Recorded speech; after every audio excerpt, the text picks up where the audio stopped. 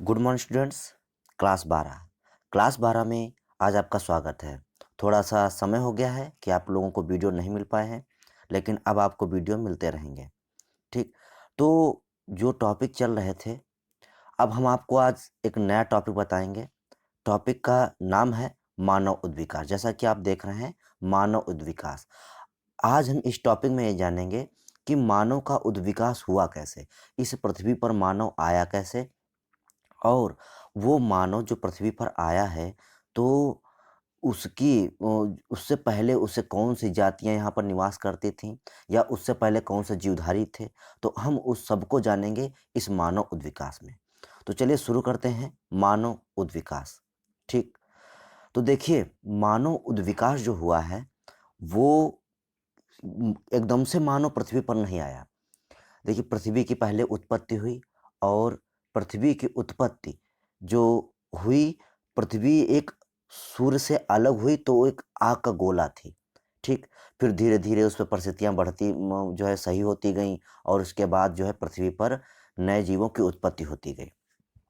लेकिन जो मानव उद्विकास है, मानव उद्विकास को जानने से पहले हमको एक और युग को जानना पड़ेगा, और उस युग को कहते हैं जोरोसिक युग। तो देखिए, जो मानव युग होता है, मानव युग के पहले एक जुरासिक युग आता है। जुरासिक युग क्या था कि जुरासिक युग जो था वो एक वो पूरा का पूरा, जैसे आज मानव का पूरा अस्तित्व पूरी पृथ्वी पर, आकाश में, जल में, सब जगह फैला हुआ है। मानव हर जगह व्याप्त है। उस प्रकार से जो जुरासिक युग था, जुरासिक युग में जो डायनासोर थे, वो डायनासोर पूरी पृथ्वी पर या पूरे आकाश में, जल में, हर जगह व्याप्त थे। मतलब जुरासिक युग डायनासोर्स का युग था। डायनासोर जो थे वो शाकाहारी थे, मांसाहारी थे, सर्वाहारी थे। मतलब सब प्रकार के, जैसे आज मानव है, उस समय जुरासिक युग में जो डायनासोर थे वो भी बिल्कुल ऐसे ही थे। ठीक। वो भी पूरी पृथ्वी पर व्याप्त थे। उनके सामने कोई दूसरा जीवधारी नहीं टिक पाता था। उस समय मेमेलियंस थे, स्तनधारी थे, लेकिन उनका अस्तित्व ना के बराबर था। क्यों? क्योंकि उस समय पूरा का जोरोसिक युग जो था वो पूरा का पूरा डायनासोर्स के अधीन था। मतलब पूरा का पूरा डायनासोर्स ही उसमें व्याप्त थे।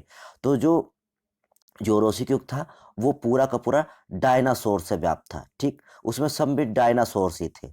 लेकिन डायनासोर्स का जब युग चल रहा था, तो उस समय अंतरिक्ष से पृथ्वी की ओर एक छोटा सा, एक मतलब एक क्षुद्र ग्रह, जिसको बोलते हैं क्षुद्र ग्रह, ये पृथ्वी की ओर बढ़ रहा था, जिसको बोलते हैं उल्का पिंड।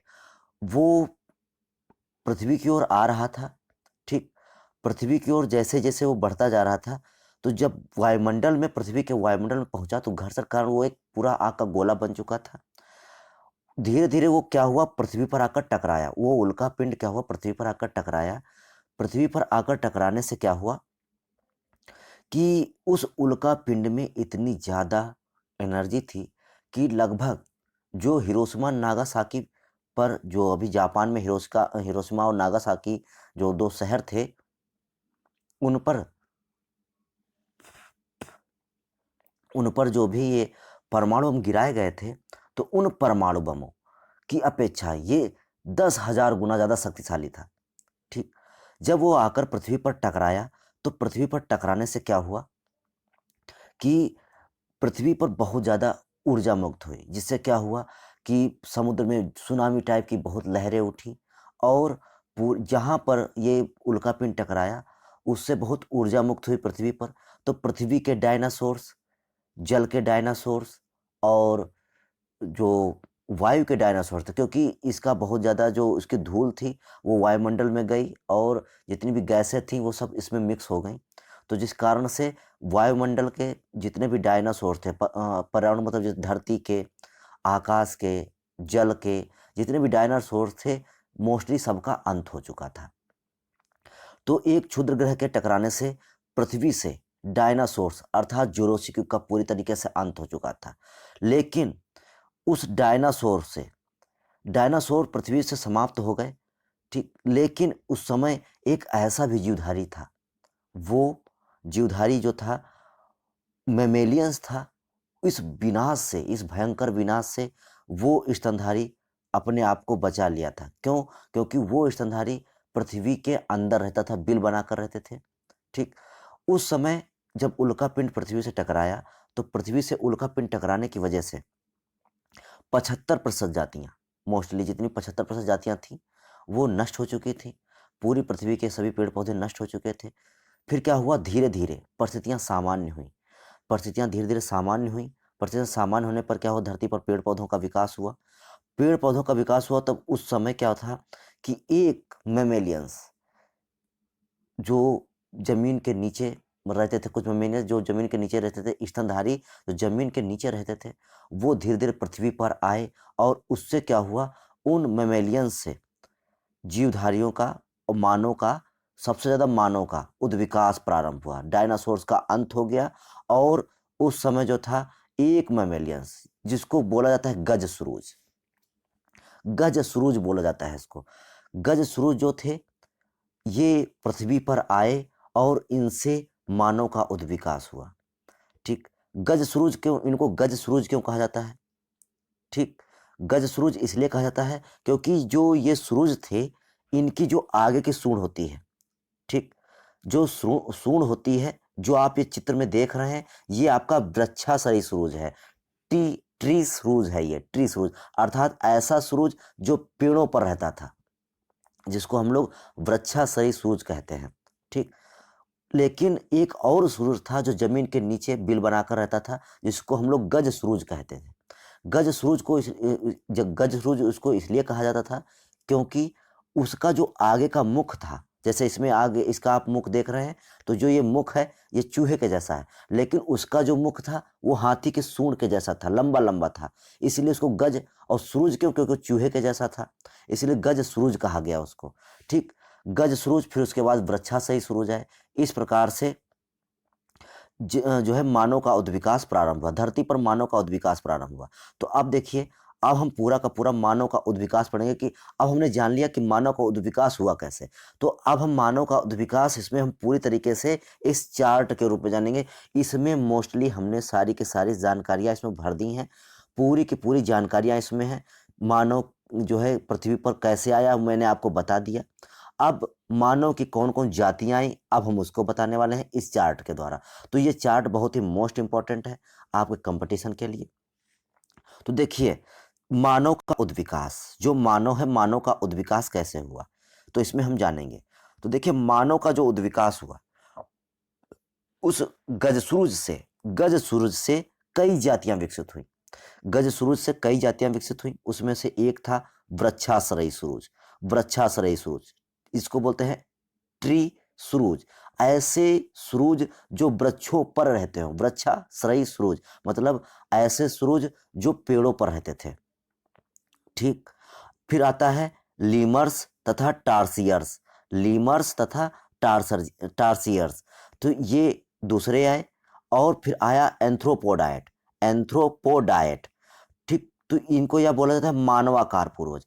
तो इस प्रकार से मानव उद्विकास के क्रम में 3 जातियाँ विकसित हुईं। मानव उद्विकास के क्रम में 3 जातियाँ विकसित हुईं। पहली कौन-सी थी? वृक्षाशयी सूरुज, दूसरा लीमर्स तथा टार्सियर्स और तीसरा एंथ्रोपोडाइट।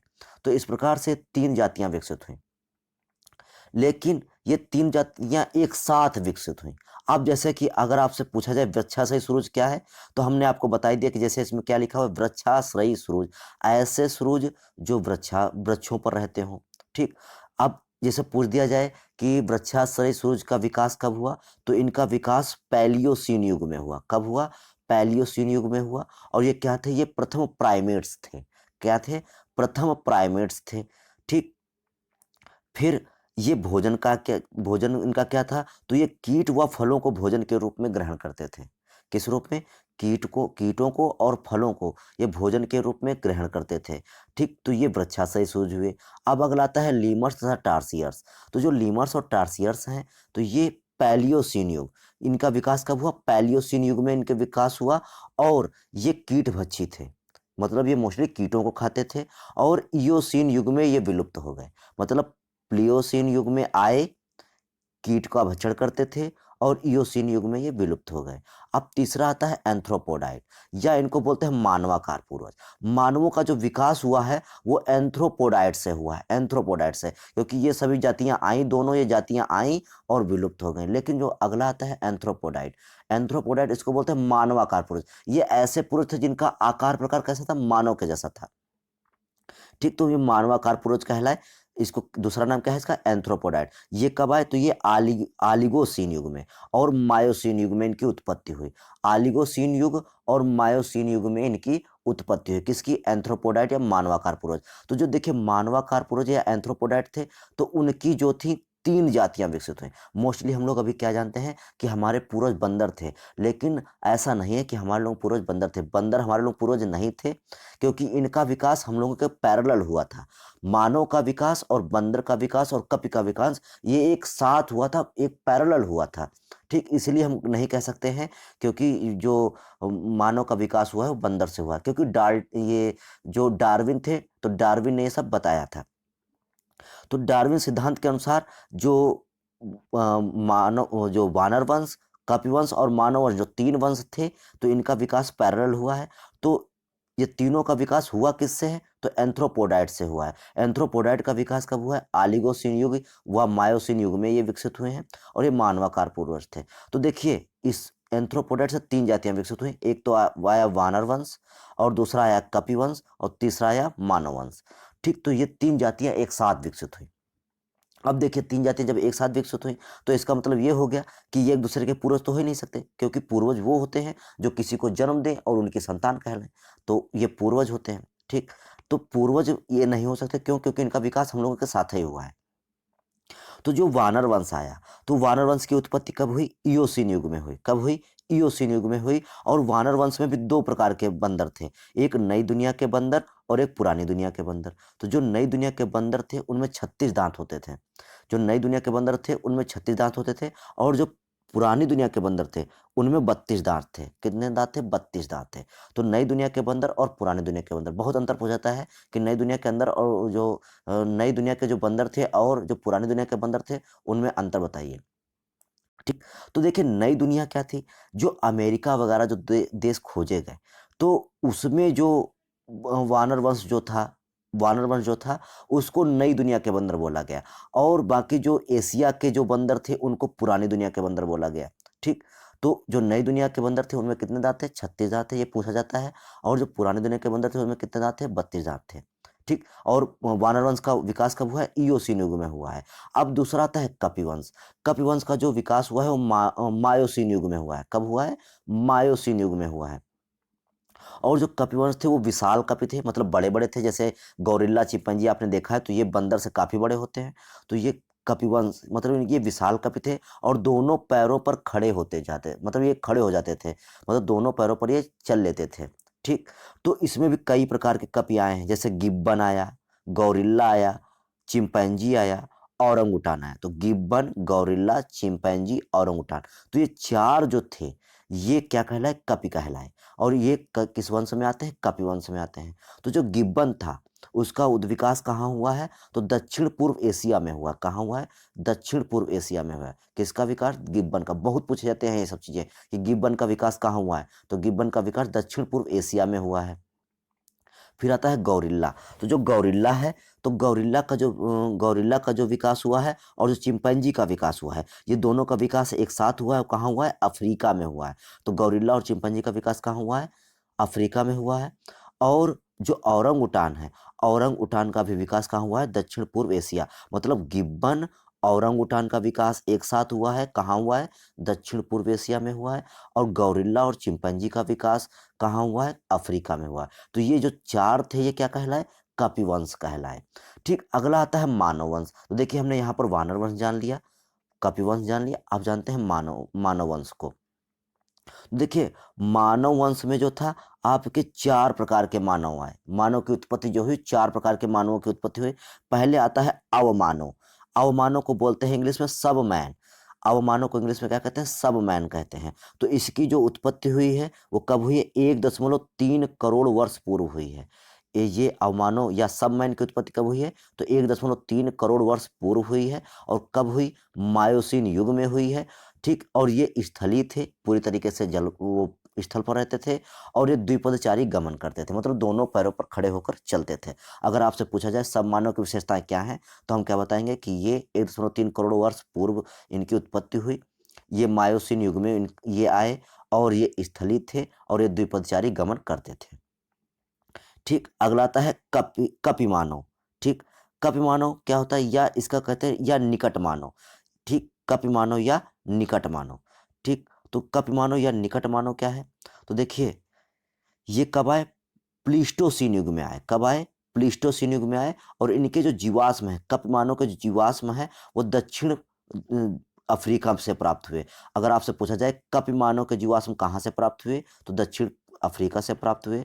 आपसे पूछा जाए कप मानव का विकास किस युग में हुआ, तो प्लास्टोसीन युग में हुआ। अब देखिए जो कप मानव था, वो भी उसकी भी 4 जातियाँ हैं, कप मानव की 4 जातियाँ हैं। तो कप मानव की कौन-कौन जातियाँ हैं, तो देखिए ऑस्ट्रेलोपिथेकस, पैरेंथ्रोपस, जिंजैंथ्रोपस और लूसी। ये जो 4 जातियाँ मिली, तो इनके जीवाश्म प्राप्त हुए थे, साइंटिस्टों को इनके जीवाश्म प्राप्त हुए थे।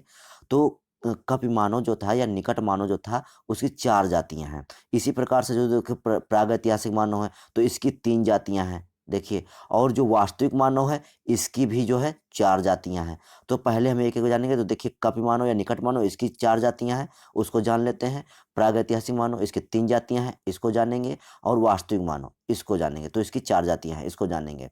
ठीक, तो मानव वंश में कितने मानव आए, अवमानव, कपिमानव, प्रागैतिहासिक मानव और वास्तविक मानव।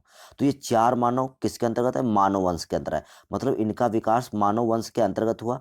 मानव वंश के अंतर्गत कितनी जातियां विकसित हुई, तो 4 जातियां विकसित हुई, मानव, अवमानव, कपिमानव या निकट मानव, प्रागैतिहासिक मानव या प्रारंभिक या वास्तविक मानव, और चौथा कौन था, वास्तविक मानव या आधुनिक मानव।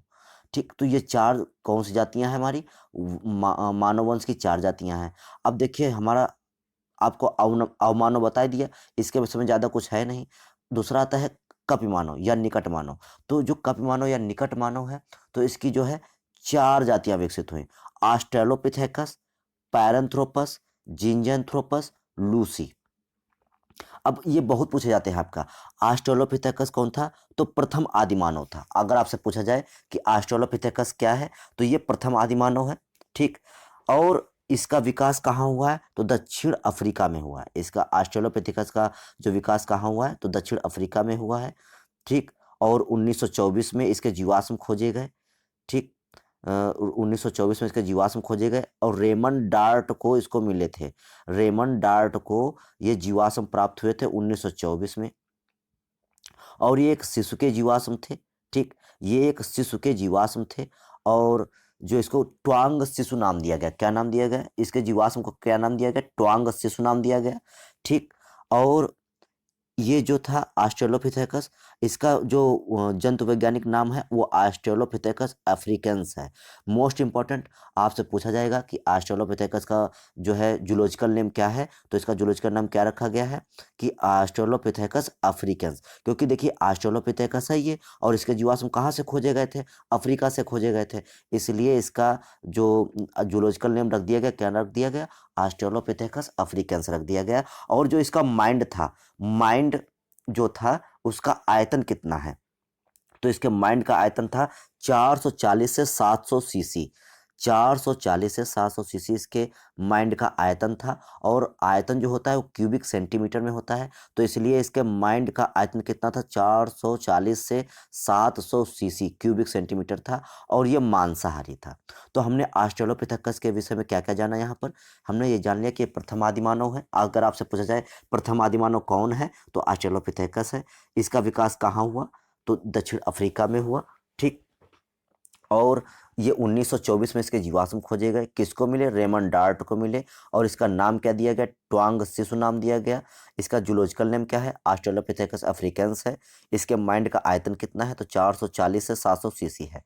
ठीक, और ये मांसाहारी था। अब दूसरा आता है पैरेंथ्रोपस। दूसरा कौन सा आता है, पैरेंथ्रोपस। इसके जीवाश्म 1936 में प्राप्त हुए थे, और किसको प्राप्त हुए थे, रॉबर्ट बूम को प्राप्त हुए थे। रॉबर्ट बूम लिखा हुआ है ये, तो ठीक 1936 में रॉबर्ट बूम को प्राप्त हुए थे, और कहाँ से, अफ्रीका से प्राप्त हुए थे, और ये शाकाहारी था। और इसका नाम क्या रखा गया? तो इसका नाम रखा गया पैरेंथ्रोपस रोबस्टस। इसका पूरा नाम जूलॉजिकल नेम क्या है? Paranthropus robustus. तो देखिए, अगर आपसे पूछा जाए पैरेंथ्रोपस क्या है, तो हम बताएंगे कि इसके जीवाश्म 1936 को जो है रॉबर्ट बूम को प्राप्त हुए थे अफ्रीका से, और ये शाकाहारी था, और इसका जूलॉजिकल नेम पैरेंथ्रोपस रोबस्टस होता है। ठीक। अगला आता है जिंजैंथ्रोपस। तो जिंजैंथ्रोपस क्या होता है? इसके जीवाश्म किसको प्राप्त हुए थे? लीकी को प्राप्त हुए थे। लीकी को प्राप्त हुए थे, और 1959 1959 में प्राप्त हुए थे। और कहाँ से प्राप्त हुए थे? तंजानिया से प्राप्त हुए थे। ठीक। तो इसके जीवाश्म कहाँ से प्राप्त हुए थे? तंजानिया से प्राप्त हुए थे। ये कैसा था? मांसाहारी था। और इसके मस्तिष्क का आयतन कितना था? तो 615 सीसी था। मतलब इसका दिमाग ज़्यादा विकसित नहीं था, इसके जैसे वो दूसरे थे वैसे इनका भी दिमाग था। तो प्रारंभिक जो मानव का विकास था वो उतना ज़्यादा विकसित नहीं था, दिमाग उनका ज़्यादा विकसित नहीं था। तो इसका जो माइंड का आयतन था वो कितना था? 615 सीसी था। और वर्तमान गौरिल्ला की भांति दिखता था ये, जैसे आज का गौरिल्ला दिखता है उसी प्रकार से ये जिंजैंथ्रोपस दिखाई देते थे। तो हमने जिंजैंथ्रोपस के विषय में क्या जाना? कि इसके जीवाश्म लीकी को मिले। कब मिले? 1959 मिले, 1959 में मिले। तंजानिया से प्राप्त हुए। ये मांसाहारी था, इसके मस्तिष्क का आयतन 615 क्यूबिक सेंटीमीटर था, और ये वर्तमान गौरिल्ला के भांति दिखाई देता था। अब इसमें चौथा आता है लूसी। तो देखिए, लूसी का जो जीवाश्म प्राप्त होता है एक छोटी बच्ची का जीवाश्म था। ठीक। और इसीलिए इसका नाम रख दिया गया, इस जीवाश्म का नाम रख दिया गया, लूसी रख दिया गया। और इसको खोजा किसने था? तो सी डॉन जेम्सन ने खोजा था इसको। सी डॉन जेम्सन ने इसको खोजा था। तो लूसी का जीवाश्म किसने खोजा? तो सी डॉन जेम्सन ने खोजा। और ये कब खोजा था? तो 1974 में खोजा था। कब खोजा था? 1974 में खोजा था। और इसका नाम क्या रखा गया? इसका नाम ऑस्ट्रेलोपिथेकस एफ्रेंसिस रखा गया। ऑस्ट्रेलोपिथेकस एफ्रेंसिस रखा गया। देखिए, इसका नाम क्या था? ऑस्ट्रेलोपिथेकस अफ्रीकन्स था। और इसका नाम क्या रखा गया? ऑस्ट्रेलोपिथेकस एफ्रेंसिस। एफ्रेंसिस, देखिए ये एफ्रेंसिस है, वो अफ्रीकन्स था। तो दोनों में कंफ्यूज नहीं होना। तो देखिए, ये किसके थे चार जातियां? तो ये कप मानव या निकट मानव के थे। तो ये एक मानव खत्म हो गया। अब देखते हैं दूसरा। तो दूसरा आता है प्रागैतिहासिक मानव। प्रागैतिहासिक मानव, या इसका कहते हैं प्रारंभिक वास्तविक मानव। ये वास्तविक मानव के जैसा था, इसलिए इसको प्रारंभिक वास्तविक मानव कहा गया। और इसका विकास हुआ कब था? तो ये प्लास्टोसीन युग में विकसित हुआ था। कब हुआ था? प्लास्टोसीन युग में विकसित हुआ था। तो देखिए, इसकी भी तीन जातियां विकसित हुई। ठीक। पहली कौन सी है? Homo habilis. होमो हैबिलिस है। और दूसरा आता है होमो इरेक्टस। ठीक। होमो इरेक्टस, या इसका दूसरा नाम है जावा कप मानव, या इसका तीसरा नाम होता है पिथेकैंथ्रोपस इरेक्टस। ठीक। होमो इरेक्टस, या जावा कपमानो, या पिथेकैंथ्रोपस इरेक्टस। ठीक। तीसरा आता है होमो इरेक्टस पेकिनेंसिस। ठीक। इसका नाम क्या था? होमो इरेक्टस पेकिनेंसिस। तो देखिए, तीन ये बहुत इंपॉर्टेंट है, ये तीनों बहुत इंपॉर्टेंट है, सबसे ज़्यादा इंपॉर्टेंट है तीनों। मतलब इसके बाद ये तीनों बहुत ज़्यादा इंपॉर्टेंट है। क्यों? क्योंकि ये मानवाकार पूर्वज थे। मानव के आकार के, मतलब जो है वास्तविक वास्तविक मानव के जैसे थे ये। ठीक। तो देखते हैं, ये पहला आता है होमो हैबिलिस। तो इसकी कौन जाति? तीन जातियां हैं, होमो हैबिलिस, होमो इरेक्टस, ठीक, या जावा कपमानो, या पिथेकैंथ्रोपस इरेक्टस। ठीक। होमो इरेक्टस पैकेंसिस ये तीसरी है। तो इसमें पहले देखते हैं होमो हैबिलिस। तो इसके जीवाश्म लीकी को प्राप्त हुए थे पूर्वी अफ्रीका से। होमो हैबिलिस के जीवाश्म किसको प्राप्त हुए थे? लीकी को। कहाँ से प्राप्त हुए थे? पूर्वी अफ्रीका से। इसका आयतन कितना था? तो 680 सीसी था। मतलब इसके आयतन कितना था? 680 क्यूबिक सेंटीमीटर था। कद कितना था? 4 से 5 फीट था। और वजन कितना था? 50 किलोग्राम था। दोनों पैरों पर सीधा खड़ा हो जाता था। देखिए, हमने ये पूरा चार्ट इसलिए बना दिया क्योंकि हम यहाँ पर सभी मानवों को एक साथ देख सकते हैं, और आसानी से सभी में अंतर देख सकते हैं, इसीलिए। और अगर आप इसको समझ लिए, पढ़ लिए, तो आपका जो मानव उद्विकास से कोई भी क्वेश्चन बच के नहीं जाएगा। ठीक। तो होमो हैबिलिस, तो आपने यहाँ पर होमो हैबिलिस के विषय में क्या जाना? कि इसके जीवाश्म किससे प्राप्त हुए? लीकी को। कहाँ से प्राप्त हुए? पूर्वी अफ्रीका से। इसके मस्तिष्क का आयतन कितना था? तो 680 क्यूबिक सेंटीमीटर था। कद कितना था? 4 से 5 फीट था। वजन कितना था? 50 किलोग्राम था। दोनों पैरों पर खड़ा हो जाता था। तो ये होमो हैबिलिस था। अगर आता है होमो इरेक्टस। ठीक। इरेक्टस, होमो इरेक्टस इरेक्टस। आपसे पूछेगा कि होमो इरेक्टस इरेक्टस किसका नाम है? तो जावा कैपमानो का। आपसे पूछेगा जावा कैपमानो का जूलॉजिकल नेम क्या है? तो पिथेकैंथ्रोपस इरेक्टस। पिथेकैंथ्रोपस इरेक्टस या होमो इरेक्टस इरेक्टस। इसके 3 नाम हैं, तीनों नाम बहुत पूछे जाते हैं। आप अपनी किताब उठाकर देख लेना, उसमें ये बहुत बार दिया गया होगा कि होमो इरेक्टस इरेक्टस किसको कहते हैं, तो जावा कैपमानो का। ठीक, तो देखते हैं जावा कैपमानो बहुत इंपॉर्टेंट है। तो देखिए जावा कैपमानो के जो जीवाश्म है इसको किससे प्राप्त हुए थे, तो यूजीन डुबाय, किसको, यूजीन डुबाय को 1891 में प्राप्त हुए थे। तो होमो इरेक्टस इरेक्टस या जावा कैपमानो के जो जीवाश्म प्राप्त हुए थे वो यूजीन डुबाय को 1891 में प्राप्त हुए। इसका हाइट कितना था, 5 फुट था, या कहें तो 170 सेंटीमीटर। देखिए अगर 170 सेंटीमीटर दिया हो तो हमें 170 सेंटीमीटर लगाएंगे, और अगर 5 फुट दिया हो तो 5 फुट लगाएंगे। वजन कितना था, 70 किलोग्राम था। अब देखिए इसका मस्तिष्क का आयतन बढ़ना शुरू हो गया है। तो देखिए इसका मस्तिष्क, देखिए पिछला क्या था, 680 सीसी था, अब यहाँ पर कितना हो गया, 900 सीसी था। ठीक, तो इसका जो मस्तिष्क का आयतन कितना है, तो वो 900 सीसी था।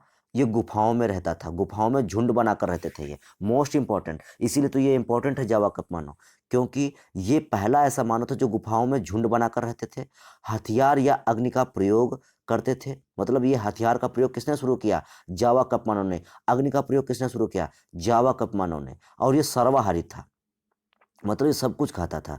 ठीक, सब कुछ खाता था। नरभक्षिता के प्रमाण मिले हैं, और ये इंसानों को भी खा जाता था, तो इसलिए नरभक्षिता के प्रमाण मिले हैं, इसके जीवाश्म से नरभक्षिता के प्रमाण मिले हैं। खोपड़ी, जांग की हड्डी व दांत के जीवाश्म मिले हैं। मतलब जो जावा कपमानो या होमो इरेक्टस इरेक्टस है, तो इसमें किसके किसके जीवाश्म प्राप्त हुए हैं, तो इसमें जो मानव था उसके खोपड़ी के, जांग की हड्डी के और दांत के जीवाश्म मिले हैं। किसको मिले थे ये सब, यूजिन डुबाई को मिले थे। कब मिले थे, 1891 में। तो हमने यहाँ पर होमो इरेक्टस इरेक्टस या जावा कपमानो के विषय में क्या जाना, हमने यहाँ पर ये जाना कि ये इनके हाइट 5 फुट लगभग 170 सेंटीमीटर थी, वजन 70 किलोग्राम था। यूजीन डुबाई को इनके जीवाश्म मिले थे। सबसे ज़्यादा मोस्ट इंपॉर्टेंट है इनका मस्तिष्क का आयतन, तो 900 सीसी था। ठीक, गुफाओं में रहते थे, झुंड बनाकर हथियार से ये शिकार करते थे, अग्नि का प्रयोग करते थे, सर्वाहारी थे, और इनमें नरभक्षिता के प्रमाण मिले हैं। अब अगला आता है होमो इरेक्टस पेकिनेंसिस। तीसरा कौन सा आता है, होमो इरेक्टस पेकिनेंसिस। तो देखिए मायर ने इनका नाम रखा था, होमो इरेक्टस पेकिनेंसिस किसने नाम रखा था, तो मायर ने इनका नाम रखा। और ये चीन में जो चीनी बैपाई जो था, ठीक, चीनी बैपाई जो था, उन्होंने खोजा था इसको, और 1924 में खोजा था। और ये कहाँ से प्राप्त हुए, तो चीन में ये पेकिंग के पास गुफा से प्राप्त हुए थे इनके जीवाश्म। तो होमो इरेक्टस पेकिनेंसिस इसलिए इसका नाम पड़ा, क्यों, क्योंकि ये पेकिंग की गुफा से प्राप्त हुए थे इनके जीवाश्म, इसलिए इसका नाम रखा गया होमो इरेक्टस पेकिनेंसिस, क्योंकि ये पेकिंग की गुफा से इनके जीवाश्म प्राप्त हुए थे।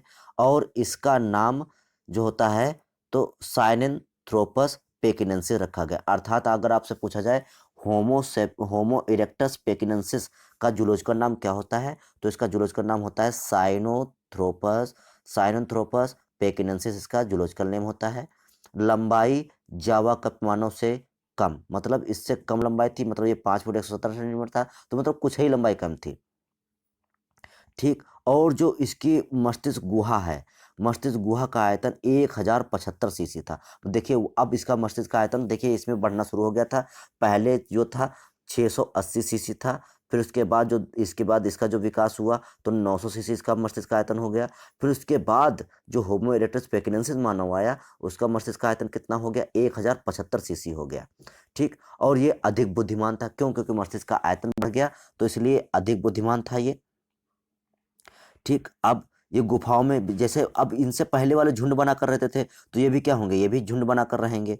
ठीक, और स्फटिक के हथियार प्रयोग करते थे। मतलब ये लोग हो सकता है पत्थर वगैरह के हथियार प्रयोग करते हो, लेकिन उन्होंने स्फटिक के हथियार जो है प्रयोग करना शुरू कर दिया। और अग्नि का प्रयोग प्रकाश वह ठंड से बचने के लिए किया। मतलब जो इन्होंने देखिए इन्होंने भी अग्नि का प्रयोग किया था, तो अग्नि का प्रयोग इन्होंने सबसे पहले शुरू किया, लेकिन उसका प्रयोग इन्होंने काहे के लिए किया, तो इन्होंने प्रयोग किया क्योंकि इनके मस्तिष्क का आयतन बढ़ चुका था। तो इन्होंने जो अग्नि का प्रयोग किया, वो प्रयोग किया, अपने अग्नि का प्रयोग किया प्रकाश के लिए और अपने ठंड से बचने के लिए किया। तो ये थे प्रागैतिहासिक मानव। प्रागैतिहासिक मानव में आपने क्या पढ़ा, होमो हैबिलिस पढ़ लिया, होमो इरेक्टस इरेक्टस अर्थात जावा कप मानव पढ़ लिया, और होमो इरेक्टस पेकिनेंसिस पढ़ लिया। ठीक, अगला आता है वास्तविक मानव या आधुनिक मानव। ठीक, तो वास्तविक मानव या आधुनिक मानव को हम जानेंगे इसमें। तो वास्तविक मानव या आधुनिक मानव का विकास कब हुआ? प्लास्टोसीन युग में हुआ। कब हुआ? प्लास्टोसीन में। देखिए, अभी यहाँ पर आप युग नहीं समझ पा रहे होंगे, ईरा नहीं समझ पा रहे होंगे। जो युग होता है, तो युगों के लिए हम एक अलग से वीडियो बना देंगे जिसमें हम आपको सभी युग बताएँगे, वो भी ट्रिक से बताएँगे ताकि आपको युग याद हो जाए, क्योंकि बहुत से युग आए हैं। ठीक, तो देखिए जो वास्तविक मानव था, तो वास्तविक मानव या आधुनिक मानव जो था वो प्लास्टोसीन युग में इसका विकास हुआ और इसकी भी 4 जातियाँ थीं। पहली कौन-सी थी? हीडलबर्ग मानव, ठीक, हीडलबर्ग मानव। अगला कौन-सा? दूसरा निएंडरथल मानव, तीसरा था क्रो-मैग्नन मानव और चौथा था वर्तमान मानव। ठीक, वर्तमान मानव की भी कई जातियाँ आएँगी, वो हम अभी बताएँगे। तो हमारा वास्तविक मानव की कितनी जातियाँ हैं? तो 4 जातियाँ हैं। हीडलबर्ग मानव, निएंडरथल मानव, क्रो-मैग्नन मानव और वर्तमान मानव। अब देखिए हीडलबर्ग मानव क्या था? देखिए निएंडरथल का पूर्वज माना जाता है इसको। तो इसको देखिए भाई, निएंडरथल इसके बाद आया। भाई देखिए ये निएंडरथल और ये हीडलबर्ग, तो इसका इसका पूर्वज कौन हो गया? ये पूर्वज हुआ। भाई इसकी निएंडरथल के जो निएंडरथल मानव था इसकी उत्पत्ति किससे हुई? तो हीडलबर्ग से हुई। तो हीडलबर्ग जो था वो निएंडरथल का पूर्वज था। ठीक, तो हीडलबर्ग मानव जो था, तो इसीलिए कहा गया हीडलबर्ग को निएंडरथल का पूर्वज माना जाता है। जबड़ा बड़ा होता था इसका, ठीक, जबड़ा बहुत बड़ा होता था। ठोड़ी विहीन थी इसकी, मतलब जो ठोड़ी होती है इसकी, जो चीन होती है वो नहीं होती थी। दंत विन्यास आधुनिक मानव के जैसा था, मतलब जैसा हम लोगों का दंत विन्यास है, मतलब दांतों का जो अरेंजमेंट है वो जैसा अभी मानव का है वैसे तब निएंडरथल मानव का था। तो ये निएंडरथल, इसमें कोई ज़्यादा विशेष जानकारी नहीं है, वो ज़्यादा इम्पोर्टेंट नहीं है। इसमें सबसे ज़्यादा इम्पोर्टेंट है हमारा जावा कप मानव और होमो इरेक्टोपेकिनेंसिस और जो है आपका पैरेंथ्रोपस, जिंजैंथ्रोपस और निएंडरथल मानव और क्रो-मैग्नन मानव। ठीक, तो अब आता है दूसरा हमारा निएंडरथल मानव। तो देखिए निएंडरथल मानव का जंतु वैज्ञानिक नाम क्या होता है? Homo sapiens neanderthalensis. Homo sapiens neanderthalensis, क्योंकि देखिए निएंडरथल है तो इसीलिए इसका नाम ही रख दिया गया होमो सैपियंस, क्योंकि ये मानव जैसा है। तो निएंडरथल, यहाँ निएंडरथल से प्राप्त हुए थे, तो इसको क्या बोला गया? Homo sapiens neanderthalensis. ठीक, अब इसके जीवाश्म किसको प्राप्त हुए थे? तो फूहल रोट ने जर्मनी के निएंडर घाटी से खोजा था। मतलब जो निएंडरथल मानव है इसके जीवाश्म किससे प्राप्त हुए थे? तो फूहल रोट को प्राप्त हुए थे। और कहाँ से? जर्मनी से प्राप्त हुए थे। और जर्मनी में कहाँ? निएंडरथल घाटी से प्राप्त हुए थे। इनका कद कितना था? तो 1.6 मीटर लंबा था इनका कद। और कपाल गुहा का आयतन 1400 से 1450 सीसी। देखिए यहाँ पर 1075 था, अब देखिए इनका विकास और हो गया। तो देखिए इनकी कपाल गुहा का आयतन कितना हो गया? 1400 से 1450 सीसी हो गया। वाणी केंद्र का विकास प्रारंभ हुआ, मतलब इसमें अक्षरबद्ध भाषा बोलने का विकास प्रारंभ हो चुका था। मतलब विकसित, पूरी तरीके से विकसित नहीं था, लेकिन इसमें वाणी केंद्र का विकास प्रारंभ हो गया था। ठीक, इसी वजह से इसमें जब विकास प्रारंभ हो तो आज हम लोग अच्छे अक्षरबद्ध भाषा का प्रयोग करते हैं बोलने के लिए। तो वाणी केंद्र का इसमें विकास प्रारंभ हुआ। धर्म संस्कृति का विकास हुआ, मतलब ये धर्म और संस्कृति का पालन करते थे। मृतकों का धार्मिक धर्म क्रियाओं के साथ दफनाते थे ये। जो इनके जो समाज में जो मर जाता था तो उसको ये धर्म क्रियाओं के साथ दफनाते थे। सामाजिक प्राणी था ये, मतलब ये सामाजिक रूप से रहते थे, मतलब घर में भाई बहन, ये परिवार पूरा था इनका, मतलब ये पारिवारिक रूप से रहते थे। झोपड़ी में रहते थे, मोस्ट इंपॉर्टेंट, क्योंकि कहाँ रहते थे? झोपड़ी में। जानवरों के खाल के रूप में प्रयोग, मतलब जानवरों की जो खाल थी उसका वस्त्र के रूप में प्रयोग करते थे। तो यहाँ पर हमने क्या जाना निएंडरथल मानव के रूप में, कि इसका नाम क्या होता है? होमो सेपियन निएंडरथैलेसिस होता है इसका नाम। फूहल रोट ने जर्मनी की निएंडरथल घाटी से खोजा था इसको। इसका कद कितना होता है? 1.6 मीटर लंबा कद था। कपाल गुहा का आयतन मोस्ट इंपॉर्टेंट है, आपसे पूछ सकता है। सभी की कपाल गुहा का आयतन आपको याद रखना है, क्योंकि किसी भी कपाल गुहा का आयतन ये पूछ सकता है। ठीक, तो कपाल गुहा का आयतन 1400 से 1450 सीसी था। वाणी केंद्र का विकास हो चुका था इसमें। ठीक, लेकिन इसमें भाषा विकसित नहीं हुई थी, वाणी केंद्र का विकास हो गया था। धर्म संस्कृति का ये विकास हुआ इनमें, और मृतकों के धर्म क्रियाओं के साथ दफनाते थे। सामाजिक रूप से रहते थे, झोपड़े में रहते थे और जानवरों की खाल का वस्त्र के रूप में प्रयोग करते थे। अगला आता है क्रो-मैग्नन मानव। तो ठीक, क्रो-मैग्नन मानव जो था, इसके जो जीवाश्म थे उसको मैकग्रीगर को प्राप्त हुए थे। किसको प्राप्त हुए थे? मैकग्रीगर को प्राप्त हुए थे। इसके जीवाश्म जो थे वो मैकग्रीगर को प्राप्त हुए थे और फ्रांस से प्राप्त हुए थे। कहाँ से प्राप्त हुए थे? तो फ्रांस से प्राप्त हुए थे। ठीक, कहाँ से प्राप्त हुए थे? फ्रांस से प्राप्त हुए थे। मैक ग्रीगर को फ्रांस से प्राप्त हुए थे। कहाँ से? तो देखिए इसका जूलॉजिकल नेम क्या है? सबका जूलॉजिकल नेम आपको याद रखना है, क्योंकि जूलॉजिकल नेम, उनका मस्तिष्क का आयतन, ये सब बहुत ज़्यादा पूछा जाता है। तो क्रो-मैग्नन मानव का जो जूलॉजिकल नेम क्या था? होमो सेपियंस फोसिलिस था। क्या था? फोसिलिस। तो होमो सेपियंस फोसिलिस इसका जूलॉजिकल नेम था। अब इसकी विशेषताएं क्या थी? इसकी लंबाई 180 सेंटीमीटर थी। वर्तमान मानव के समान था ये। समूह में रहते थे। ठीक, निएंडरथल मानव से अधिक विकसित। देखिए ये निएंडरथल मानव है, तो इससे ये सामान्य सी बात है कि इससे अधिक विकसित होंगे। और इनका जो मस्तिष्क का आयतन था वो 1600 सीसी था। मतलब इनका मस्तिष्क का आयतन इनसे सबसे ज़्यादा था। ये आभूषण बनाते थे, मोस्ट इंपॉर्टेंट, मतलब ये आभूषण बनाकर ये इनको पहनते थे। हाथी दांत के हथियार बनाते थे ये। हाथी दांत जो था उनका हाथियों का शिकार करके उनके जो दांत थे उनसे ये हथियार बनाते थे। भाले और धनुष का प्रयोग करते थे। मतलब जो क्रो-मैग्नन मानव था वो भाले और धनुष का प्रयोग करता था। ठीक, तो जिनको क्रो-मैग्नन मानव जो था, हमने इसमें जान लिया कि इसको खोज मैक्ग्रीगर ने की थी, इसके जीवाश्मों की, और फ्रांस से इसको प्राप्त किया था। इसका जूलॉजिकल नेम होमो सेपियंस फोसिलिस था। ठीक, लंबाई बता दी आपको, इसका मस्तिष्क का आयतन बता दिया, और ये क्या करते थे। ठीक, तो ये था आपका क्रो-मैग्नन मानव। अब आता है वर्तमान मानव। तो देखिए जो वर्तमान मानव है, तो वर्तमान मानव एशिया में है। एशिया में कैस्पियन सागर के निकट इनका विकास हुआ। वर्तमान मानव का विकास कहाँ हुआ? तो एशिया में कैस्पियन सागर के निकट इनका विकास हुआ। और जो इनका मस्तिष्क का आयतन था, जो मस्तिष्क का आयतन था वो कितना था? 1450 सीसी था। देखिए अभी यहाँ पर कितना था? 1600 सीसी था। अब यहाँ पर मस्तिष्क का आयतन घट गया, लेकिन मस्तिष्क का आयतन तो घटा यहाँ पर, लेकिन मस्तिष्क का आयतन घटने के बाद इनमें मस्तिष्क में जटिलताएं ज़्यादा बढ़ी। मतलब उसकी जो संरचना थी वो जटिल हो गई, लेकिन उसका आयतन कम हो गया। तो ये इनका जो वर्तमान मानव है, तो वर्तमान मानव का जो विकास हुआ कहाँ हुआ? एशिया में कैस्पियन सागर के निकट हुआ। और मस्तिष्क क्रो-मैग्नन मानव से जटिल था। अभी आपको बता ही चुके हैं। इनका भले आयतन कम हो गया है, 1450 सीसी रह गया है वर्तमान मानव का, तो इनका जो मस्तिष्क था, लेकिन वो क्रो-मैग्नन मानव से, जैसे क्रो-मैग्नन मानव है तो इनसे इनका मस्तिष्क जटिल था, इनकी संरचना जटिल हो गई थी। मतलब ये इनमें तर्क करने की क्षमता बहुत ज़्यादा आ गई थी। ठीक, तो ये वर्तमान मानव था। तो आपसे ये बहुत पूछा जाता है कि वर्तमान मानव का जो है मस्तिष्क का आयतन कितना होता है? तो 1450 सीसी था। इनका विकास कहाँ हुआ है? तो एशिया में कैस्पियन सागर के निकट इनका विकास माना जाता है। अब देखिए वर्तमान मानव की 4 जातियाँ थीं। पहला ऑस्ट्रलॉइड आपका है, पहला इसमें ऑस्ट्रलॉइड है, दूसरा है मंगोलॉइड, तीसरा है निग्रोइड, और चौथा है कॉक्साइड। ठीक, तो ये पहला कौन सा? ऑस्ट्रलॉइड, दूसरा है मंगोलॉइड, और तीसरा कौन सा है? निग्रोइड, और चौथा है आपका कॉक्साइड। तो ये 4 जातियाँ विकसित हुई वर्तमान मानव की। तो ऑस्ट्रलॉइड क्या होता है? तो भारत में जो भील हैं, भारत के जो भील हैं, श्रीलंका के जो वेटा हैं, तो इन सबको क्या कहा जाता है? ऑस्ट्रलॉइड मानव कहा जाता है। तो भारत के भील, श्रीलंका के जो वेटा हैं, और ऑस्ट्रेलिया में जो बुशमैन हैं। भारत के भील, श्रीलंका के वेटा, और ऑस्ट्रेलिया के बुशमैन, इन सबको क्या कहा जाता है? ऑस्ट्रलॉइड कहा जाता है। अब दूसरा आता है मंगोलॉइड। तो मंगोलॉइड जैसे चीन है, जापान है, मंगोलिया है, अमेरिका के रेड इंडियन है, तो इन सबको क्या कहा जाता है? मंगोलॉइड कहा जाता है। मोस्ट इंपॉर्टेंट, जैसे चाइना है, जापान है, मंगोलिया है, और अमेरिका के जो रेड इंडियन हैं, इन सबको क्या कहा जाता है? मंगोलॉइड कहा जाता है। क्या कहा जाता है? मंगोलॉइड कहा जाता है।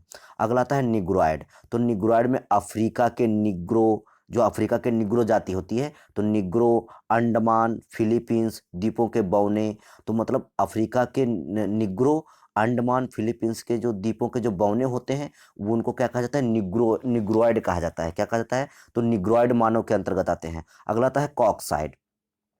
तो जो देखिए जो कॉक्साइड होते हैं, तो कॉक्साइड में ठंडे प्रदेशों, जैसे रूस है, भारत है, तो जो ठंडे प्रदेश होते हैं, तो ठंडे प्रदेशों में जो मानव निवास करते हैं, तो उनकी जो जाति है उनको क्या बोला जाता है? कॉक्साइड बोला जाता है। तो वर्तमान मानव की 4 जातियां थी: ऑस्ट्रलॉइड, मंगोलॉइड, निग्रोइड और कॉक्साइड। तो इनके विषय में थोड़ा थोड़ा यहाँ पर दिया गया है। तो थोड़ा इस चार्ट में मैंने आपको पूरा का पूरा मानव का उद्विकास बता दिया है। आपके जितने भी, जैसे किसी भी का अगर मानव पूछा जाए कि मानव का, इस मानव का जो मस्तिष्क का आयतन कितना था, उसकी विशेषताएं क्या थी, उसकी लंबाई कितनी थी, और उसके जीवाश्म कहाँ से मिले, किसको मिले, तो ये सारे प्रश्नों के उत्तर आपको इसमें दिए गए हैं। तो उम्मीद है कि टॉपिक आपको अच्छे समझ में आया होगा।